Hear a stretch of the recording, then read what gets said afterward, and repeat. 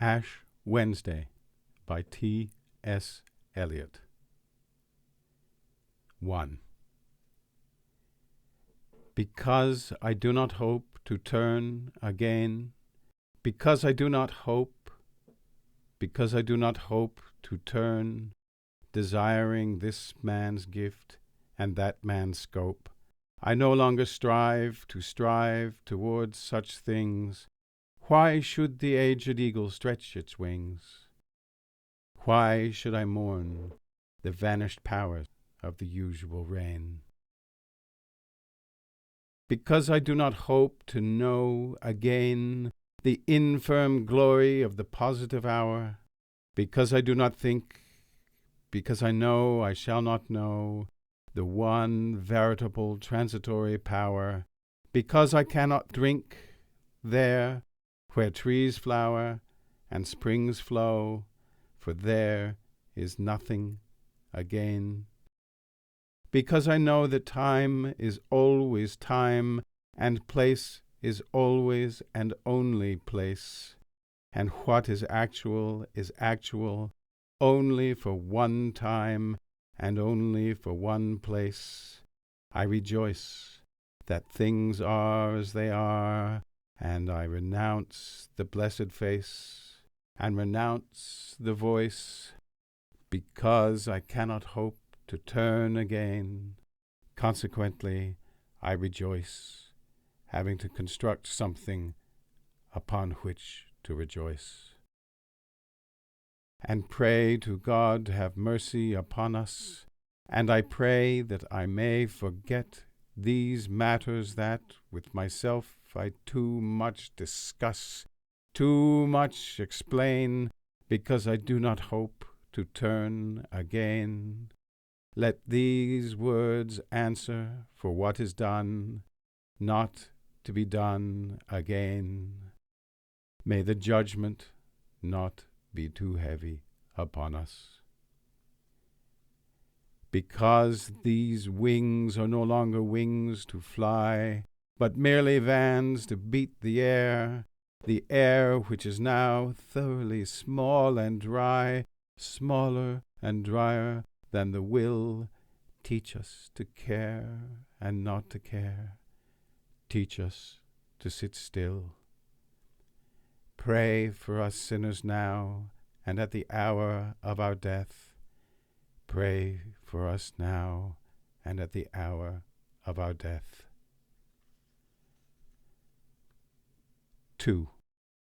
Lady, 3 white leopards sat under a juniper tree in the cool of the day, having fed to satiety on my legs, my heart, my liver, and that which had been contained in the hollow round of my skull. And God said, "Shall these bones live? Shall these bones live?" And that which had been contained in the bones, which were already dry, said, chirping, "Because of the goodness of this lady, and because of her loveliness, and because she honors the Virgin in meditation, we shine with brightness. And I, who am here dissembled, proffer my deeds to oblivion, and my love to the posterity of the desert and the fruit of the gourd. It is this which recovers my guts, the strings of my eyes, and the indigestible portions which the leopards reject. The lady is withdrawn in a white gown to contemplation, in a white gown. Let the whiteness of bones atone to forgetfulness. There is no life in them. As I am forgotten, and would be forgotten, so I would forget, thus devoted, concentrated in purpose. And God said, "Prophesy to the wind only, for only the wind will listen." And the bones sang, chirping with the burden of the grasshopper, saying, "Lady of silences, calm and distressed, torn and most whole, rose of memory, rose of forgetfulness, exhausted and life-giving, worried, reposeful, the single rose is now the garden where all loves end, terminate, torment of love unsatisfied, the greater torment of love satisfied, end of the endless, journey to no end, conclusion of all that is inconclusible, speech without word, and word of no speech, grace to the mother for the garden where all love ends. Under a juniper tree the bones sang, scattered and shining. We are glad to be scattered. We did little good to each other. Under a tree, in the cool of the day, with the blessing of sand, forgetting themselves and each other, united in the quiet of the desert. This is the land which ye shall divide by lot, and neither division nor unity matters.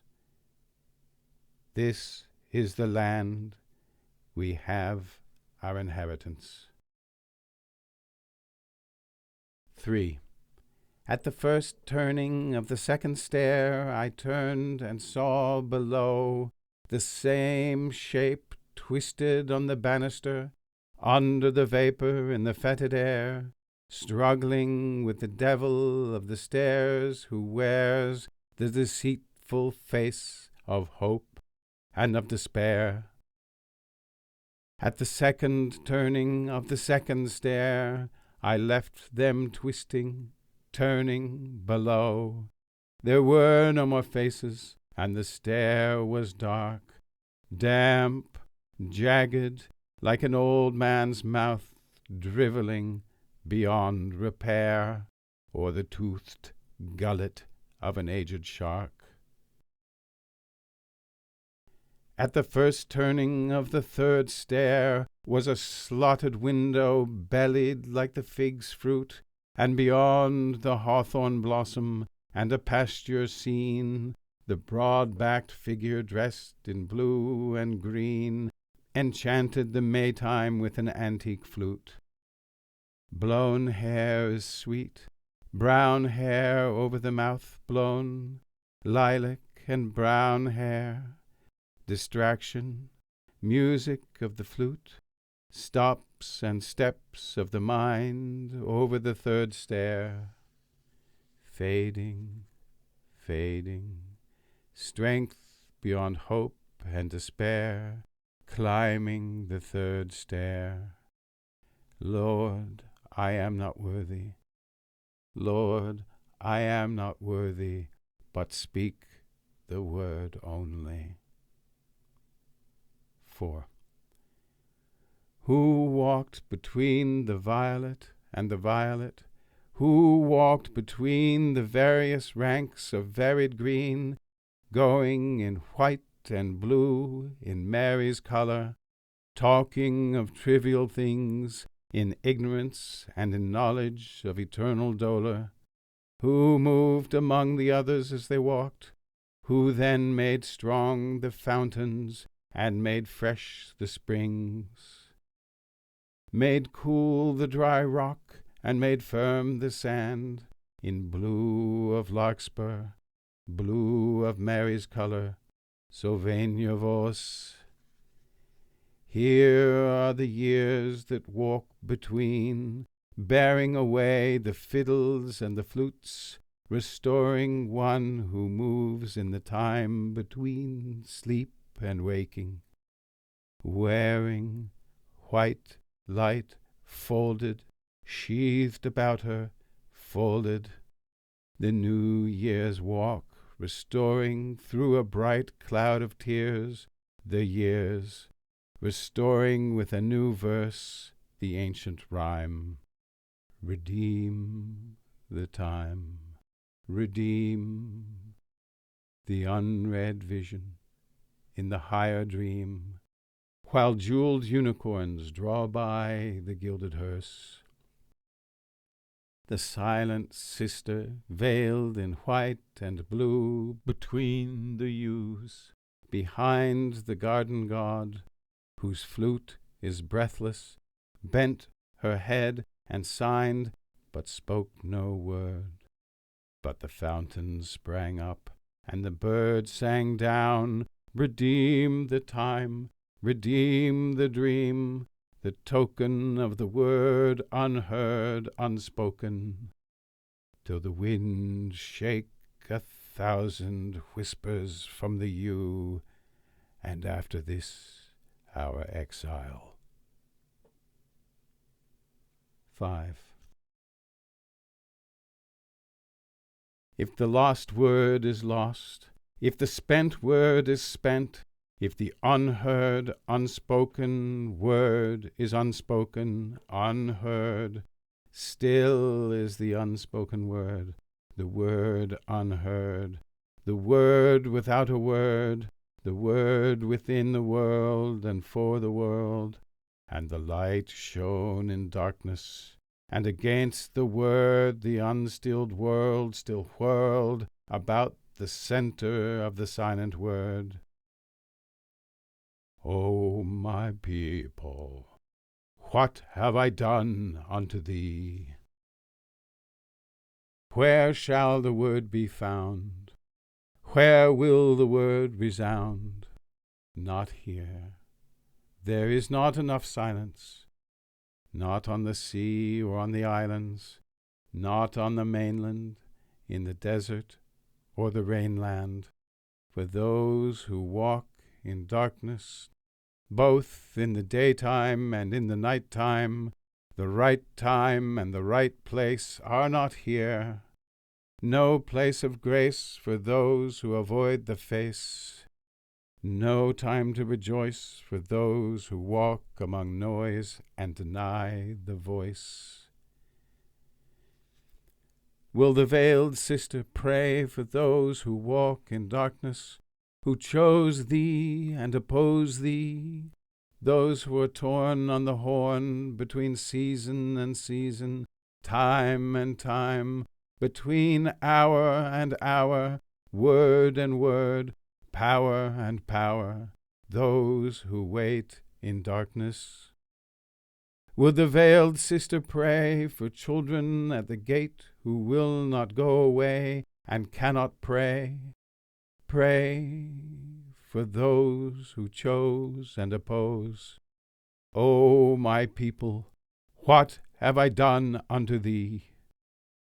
Will the veiled sister between the slender yew trees pray for those who offend her, and are terrified, and cannot surrender, and affirm before the world, and deny between the rocks, in the last desert, between the last blue rocks, the desert in the garden in the desert of drought, spitting from the mouth the withered apple seed? O my people. 6. Although I do not hope to turn again, although I do not hope to turn, wavering between the profit and the loss, in this brief transit where the dreams cross, the dream-crossed twilight between birth and dying, bless me, Father, though I do not wish to wish these things from the wide window towards the granite shore. The white sails still fly seaward, seaward flying, unbroken wings. And the lost heart stiffens and rejoices in the lost lilac and the lost sea voices, and the weak spirit quickens to rebel for the bent goldenrod, and the lost sea smell quickens to recover. The cry of quail and the whirling plover, and the blind eye creates the empty forms between the ivory gates, and smell renews the salt savor of the sandy earth. This is the time of tension between dying and birth, the place of solitude where three dreams cross between blue rocks. But when the voices shaken from the yew tree drift away, let the other yew be shaken and reply. Blessed Sister, Holy Mother, Spirit of the fountain, Spirit of the garden, suffer us not to mock ourselves with falsehood. Teach us to care and not to care. Teach us to sit still, even among these rocks, our peace in His will. And even among these rocks, Sister, Mother, and Spirit of the river, Spirit of the sea, suffer me not to be separated, and let my cry come unto Thee.